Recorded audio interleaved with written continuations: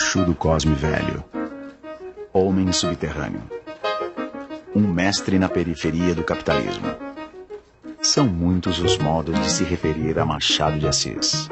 Machado de Assis é um observador agudo da vida brasileira. Como revolução formal, foi a mais importante da literatura brasileira. Eu acho que Machado é totalmente homem do seu tempo e do seu país.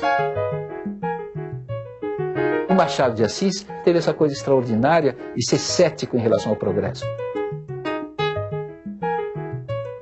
Machado de Assis é um dos maiores escritores da literatura.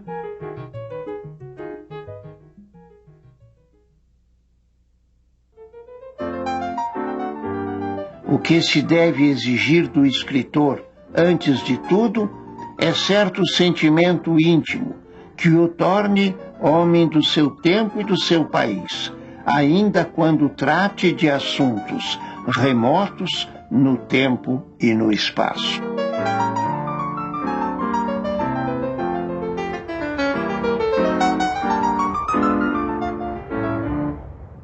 Joaquim Maria Machado de Assis nasceu no Morro do Livramento, no Rio de Janeiro, a 21 de junho de 1839. Seus pais morreram cedo e Machado passou por dificuldades econômicas. No Morro do Livramento, ele é basicamente dominado por uma grande propriedade rural, durante uma boa parte do século XIX, que era da família Barroso, né? Que era a propriedade dentro da qual a família do Machado de Assis havia sido dependente, agregada. Machado não fez estudos regulares e começou a trabalhar cedo. Aos 16 anos, era tipógrafo na editora de Paula Brito. Foi por intermédio de Paula que conheceu vários escritores e publicou seu primeiro poema em 1855. A estabilidade econômica veio aos poucos. Passou de tipógrafo a revisor até ser admitido na redação do Correio Mercantil. Antes dos 30 anos, Machado já é um escritor e jornalista conhecido. Enfim, uma vida ao mesmo tempo modesta, penosa, mas que foi bem sucedida.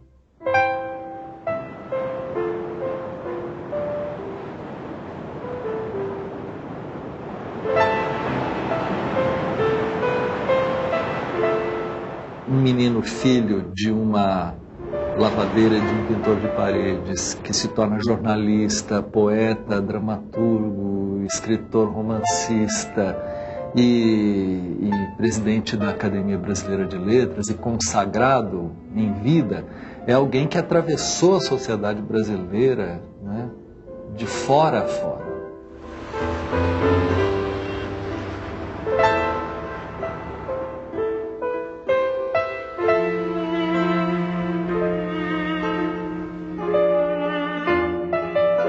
A partir de 1874, Machado ingressa no Ministério da Agricultura, onde nos 35 anos seguintes vai ser sucessivamente promovido. O Machado trabalhava numa seção do Ministério da Agricultura encarregada de dois assuntos. Escravidão. Ele tinha que cuidar de acompanhar a aplicação da lei de 28 de setembro de 1871, a chamada Lei do Ventre Livre. O outro assunto era política de terras. E essas batalhas cotidianas, muitas das quais o Machado perdia cotidianamente, né? Eu acho que acabou tendo uma influência muito grande na maneira como ele passou a representar literariamente aquela classe senhorial, aquela sociedade.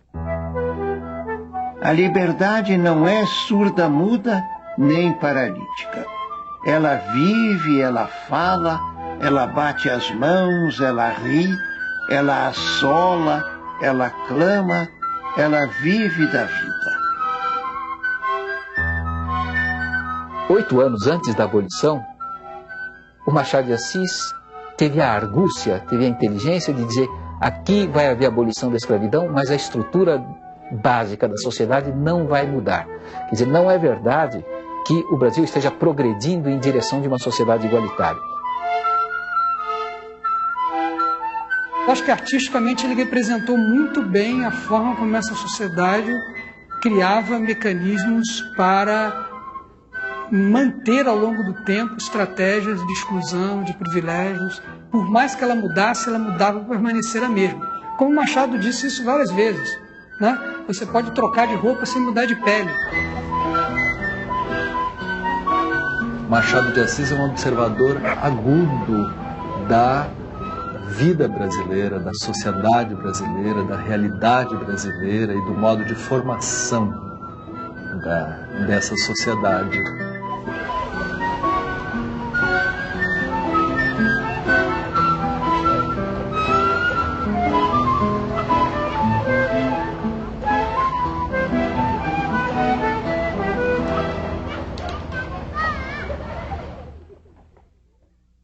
A obra de Machado de Assis é dividida em duas fases. Os romances da primeira fase são considerados convencionais tanto por manterem-se presos às características mais gerais do romance do século XIX, como pela abordagem do contexto social. Nesses romances da primeira fase, o Machado de Assis não tem objeções nem ao modo de vida da sociedade brasileira, nem aos desejos de ascensão social. Do tratamento que o narrador de terceira pessoa dá a essas figuras, há como que um pacto, né, com o bom senso, para mostrar que é assim mesmo, que elas agiram bem, né, que elas agiram, vamos dizer, de uma maneira adequada. Né. Nesse sentido, ele tem o ângulo das pessoas que querem subir e que são inteiramente conformistas. Quer dizer que não veem o tema da injustiça no fato de elas estarem em situação muito desvantajosa. Bem só as brechas que existem para que possam subir. Com quase 40 anos, vítima de crises epiléticas, Machado de Assis é obrigado a retirar-se para Friburgo. A superação dessa crise é para muitos a causa de uma evolução espiritual que vai resultar na fase madura de Machado, iniciada pelos contos de Papéis Avulsos e pelo romance revolucionário Memórias Póstumas de Brás Cubas. Como revolução formal, foi a mais importante da literatura brasileira, sem dúvida nenhuma. Começou um romance que a gente pode chamar de moderno. Esse grande romance do Machado de Assis, ele depende de uma visão desabusada da cultura brasileira.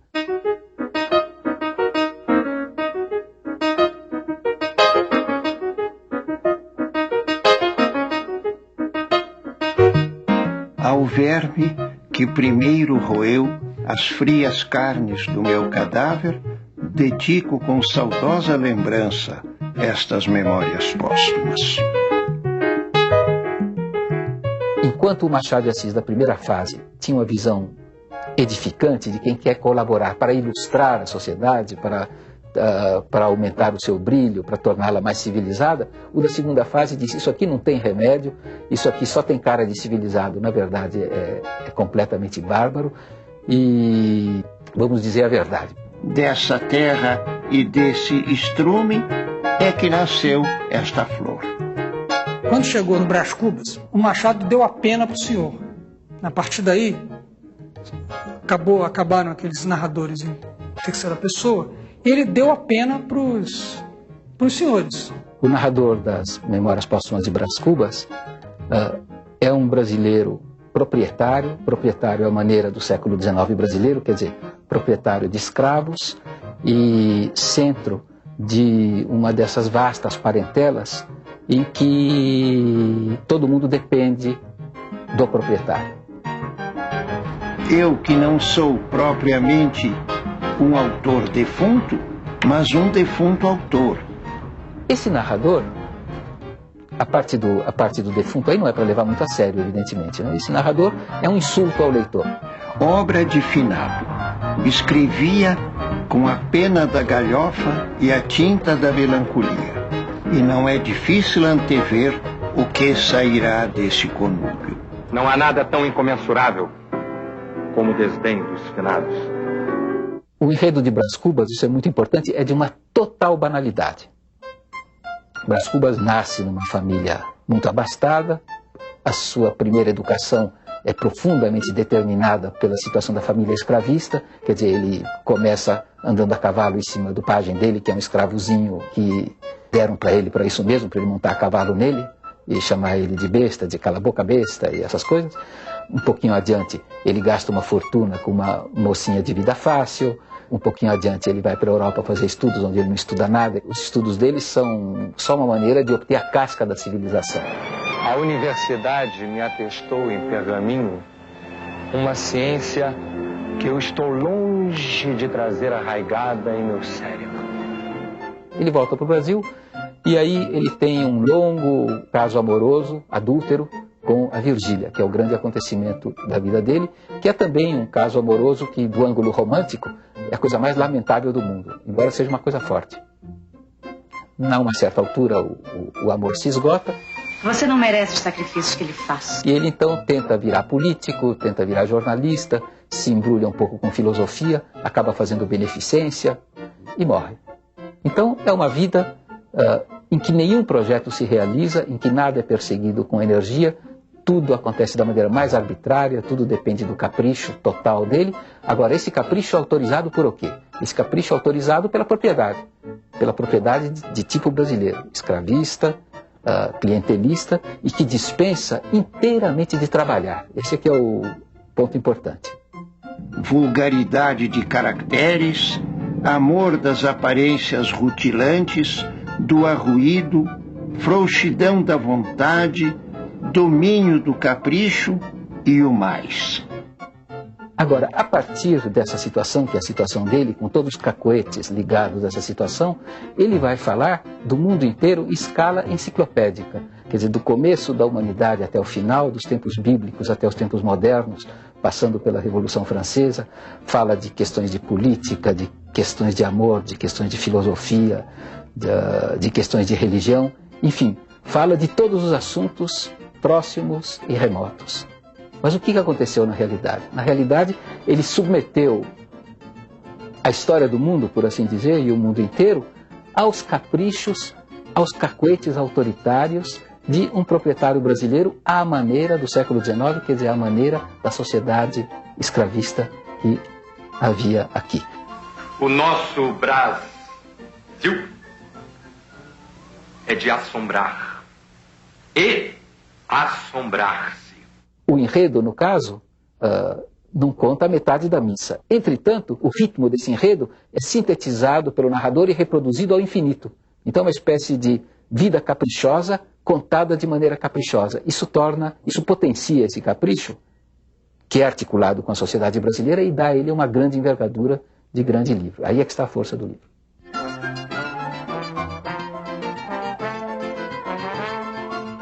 Se te agradar, fino leitor, pago-me da tarefa. Se te não agradar, pago-te com um piparote. E adeus. Depois de Brás Cubas, Machado voltou ao estilo das memórias em Dom Casmurro. Nesse romance, ele trata novamente das elites brasileiras na prosa culta e elegante de Dom Casmurro, um senhor solitário que lembra de seu amor por Capitu, a morena dos olhos de ressaca.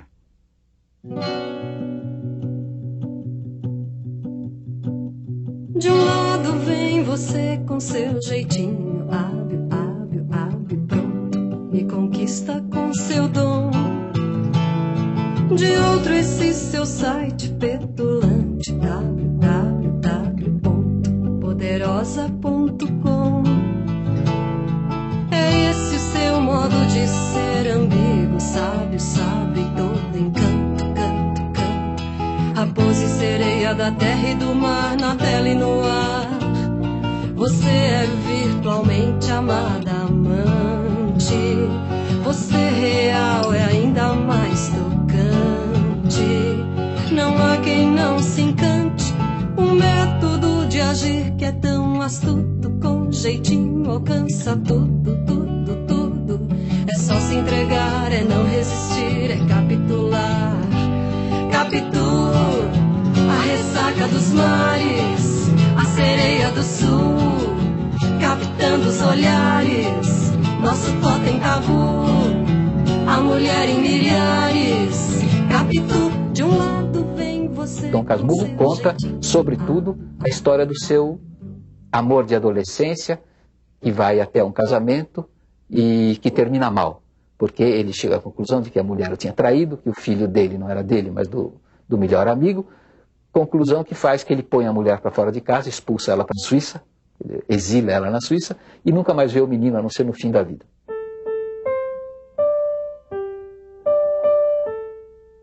Olhos de ressaca? Vá, de ressaca. Traziam não sei que fluido misterioso e enérgico, uma força que arrastava para dentro como a vaga que se retira da praia nos dias de ressaca. Há, de fato, um drama aqui. Um drama que termina com a acusação, a culpabilidade. Não tenho mais nenhuma vontade de viver. Escobar. O foco dessa recapitulação da vida amorosa dele é centrado no seguinte: Capitu me traiu ou não me traiu? Sempre se disse que esse fato de não se saber se Capitu era culpado ou não era um dos encantos do romance, porque aí o romance é sempre lido e relido, né? Com a preocupação de encontrar as pistas. É claro que as pistas estão dadas pelo narrador. Que a minha primeira amiga e o meu maior amigo, tão extremosos ambos, tão queridos, quis o destino que acabassem juntando-se e enganando-me. Esse narrador é um narrador parcial, é um narrador que está contando a história de maneira tal que nós cheguemos à conclusão de que ela de fato traiu. Nesse momento, a personagem muda inteiramente de figura. A questão deixa de ser Capitu traiu ou não traiu, e a questão passa a ser: por que esse cidadão está querendo nos convencer de que a Capitu traiu? Vocês sabem que Dom Casmurro é narrado por um viúvo já de mais de meia idade, que escreve divinamente, culto, saudoso da sua infância e dos seus primeiros amores. Enfim, uma espécie de figura ideal de moço bom das elites. Então, o leitor tende a aderir ao ponto de vista dessa personagem.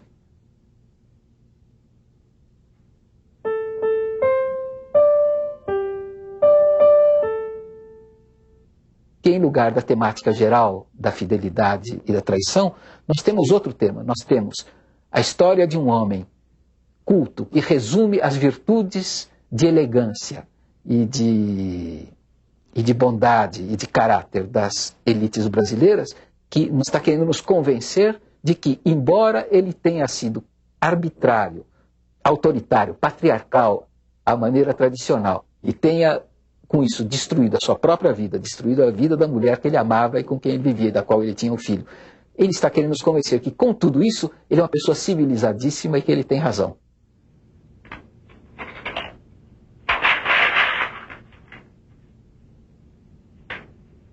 Então, é uma espécie de tentativa de casar o autoritarismo, a possibilidade de atropelo das elites brasileiras, com uma estampa civilizada e impecável. Capitu, feminino com arte, a traição atraente, um capítulo à parte, quase vírus ardente, imperando no site. Capitu. Além dos romances, Machado escreveu cerca de 200 contos. São alguns dos melhores contos da literatura brasileira. Machado escreveu muitos contos, mais de 2 centenas de contos. Ele escreveu contos a vida inteira. Eu acho que nos contos Machado exercita uma grande variedade de tons, né? Pela própria variedade dos... São mais de 200 textos, né? E... Por exemplo, em Papéis Avulsos, ele brinca com contos que são de natureza cômico-fantástica, né? Contos, por exemplo, A Sereníssima República, que é a paródia de uma conferência de um padre que fala sobre a vida política entre as aranhas, por exemplo. Esse tipo de situação, Machado de Assis desenvolveu muitas vezes em contos. Os contos de Machado acompanham a escrita dos seus romances. Também nos contos de Machado há uma divisão. Eu acho que Papéis Avulsos é um livro que tem profunda ligação com Memórias Póstumas de Brás Cubas e são quase contemporâneos. Mas tem contos como Missa do Galo, onde a gente reconhece um parentesco com Dom Casmurro. Os melhores contos de Machado são contos que acompanham a feitura de Brás Cubas e dos romances posteriores, mas sobretudo a grande década de 80. Machado de Assis realizou em sua obra o programa literário contido num pequeno ensaio seu, Instinto de Nacionalidade.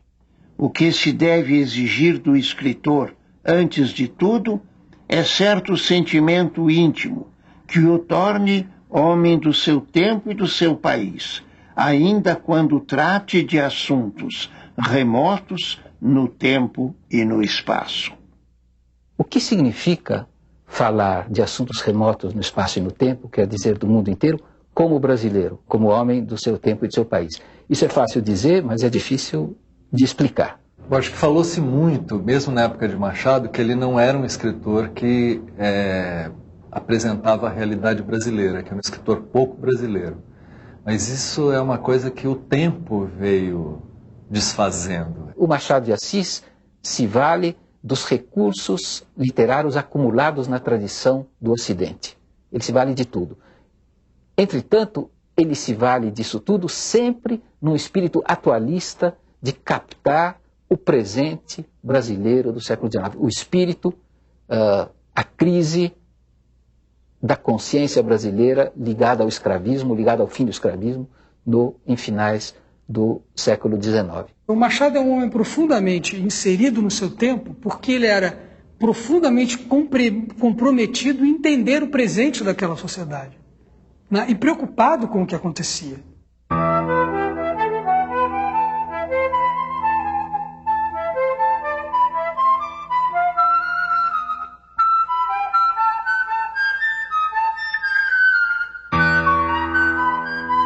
Quando nós falamos em periferia de capitalismo, nós estamos pensando numa espécie de quintal do mundo, né?